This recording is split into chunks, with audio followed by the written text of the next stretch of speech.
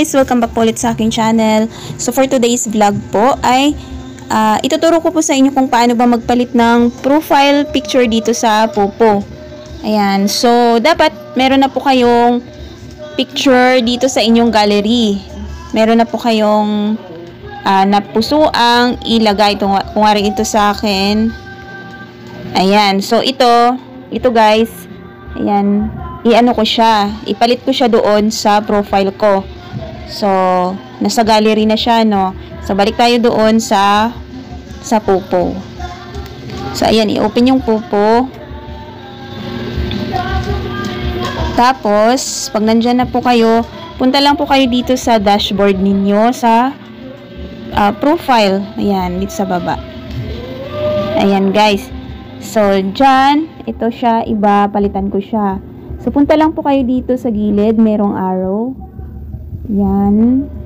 Ayan, ganito siya. Tapos, dito sa may taas, merong lapis.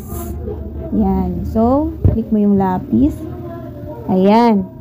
So, dito guys, ayan, meron siyang plus na nakalagay. Diyan yung ilagay yung i-upload yung picture. Click mo yan. Tapos, select from album. Ayan. So, nandun na yan sa inyong gallery. Hanapin nyo kung saan yon. So, ito po yon. Ito. Ayan. So, i-check. Tapos, complete.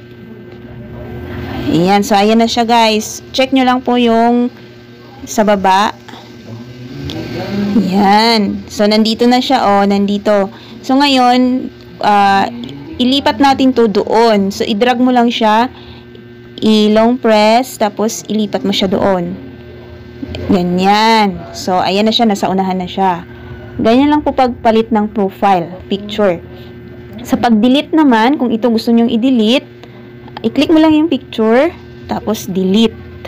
Yan. Ganyan lang po. So, nandyan na. Napalitan na siya. Back natin.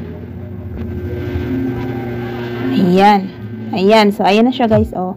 Napalitan na siya agad. Ganun lang po magpalit. Maraming salamat.